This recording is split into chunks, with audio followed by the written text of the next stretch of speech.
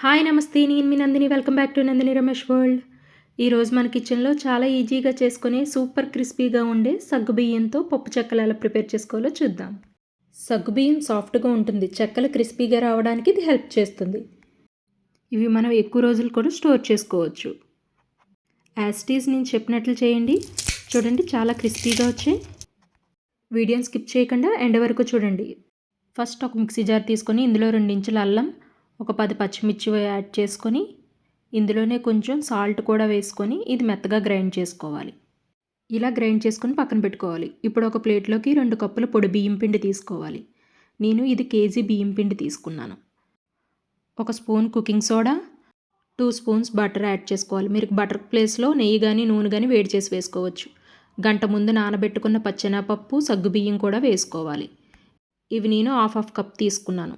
ఇందులోనే కొంచెం కరివేపాకు, కొంచెం కొత్తిమీర, ఆల్రెడీ మనం గ్రైండ్ చేసి పెట్టుకున్న పచ్చిమిర్చి పేస్ట్ కూడా వేసుకొని ఇందులో ఒక స్పూన్ కారం, ఒక స్పూన్ జీలకర్ర కూడా వేసుకొని ఇదంతా బాగా మిక్స్ చేసుకోవాలి. మనం ఇదంతా బాగా కలుపుకున్న తర్వాతే వాటర్ వేసుకొని కలుపుకోవాలి. ఇది మనం కలుపుకోకుండా కానీ వాటర్ వేసేస్తే ఇదంతా బాగా మిక్స్ అవ్వదు. ఇలా కలుపుకున్న దాంట్లో ఇప్పుడు గోరువెచ్చని వాటర్ యాడ్ చేసుకోవాలి. ఇది మనం కొంచెం కొంచెంగా యాడ్ చేసుకుంటూ ఇదంతా బాగా మిక్స్ చేసుకోవాలి. పిండి మొత్తం ఇలా కలుపుకున్న తర్వాత కొంచెం పిండి తీసి పక్కన పెట్టుకోండి. మిగిలిన పిండి మీద తడి కర్చీఫ్తో కవర్ చేయండి. మనం ఒకేసారి దీన్ని బాల్స్ కింద చేసేస్తే పిండి ఆరిపోతుంది. అందుకే కొంచెం కొంచెంగా తీసుకుంటూ ఇలా బాల్స్ కింద చేసుకోవాలి. చూడండి, బాల్స్ అన్నీ ఇలా చేసుకొని పక్కన పెట్టుకోండి. ఇప్పుడు ఆయిల్ హీట్ చేసుకోండి. ఆయిల్ హీట్ అయ్యేలోపు ఒక కవర్ తీసుకొని దీనికి ఆయిల్ మొత్తం స్ప్రెడ్ చేసి ఈ బాల్స్ అన్నీ ఇందులో ఇలా పేర్చేసుకోండి. ఇప్పుడు కవర్ మొత్తం ఇంకో సైడ్ క్లోజ్ చేసి దీనిపైన ఒక ప్లేట్తో గట్టిగా ప్రెస్ చేసుకుంటే ఇవన్నీ ఇలాగ ఈజీగా చేసేసుకోవచ్చు. ఇప్పుడు కవర్ ఓపెన్ చేసి చూడండి అంటుకోకుండా ఎంత బాగా వచ్చాయో.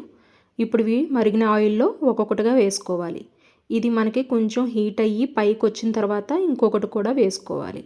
ఇలా మొత్తం అన్నీ వేసేసుకోవాలి ఇందులో. ఇవి 2 సైడ్స్ టర్న్ చేసుకుంటూ గోల్డెన్ కలర్ వచ్చేంత వరకు ఫ్రై చేసుకోవాలి. చూడండి, ఇవి వేగిపోయాయి. ఇప్పుడు దీన్ని తీసి ఒక ప్లేట్లో వేసేసుకోవాలి. ఇవి ఈవినింగ్ స్నాక్స్గా కానీ ట్రావెలింగ్ టైంలో కానీ లాంగ్ స్టోరేజ్గా చాలా పర్ఫెక్ట్గా ఉంటాయి. ఈ రెసిపీ మీకు కూడా నచ్చితే మీరు కూడా ట్రై చేసి ఎలా వచ్చిందన్నది కామెంట్ చేయండి. ఇలాంటి నా మరిన్ని వీడియోస్ కోసం ఇంకెవరైనా ఛానల్ సబ్స్క్రైబ్ చేయకపోతే సబ్స్క్రైబ్ చేయండి.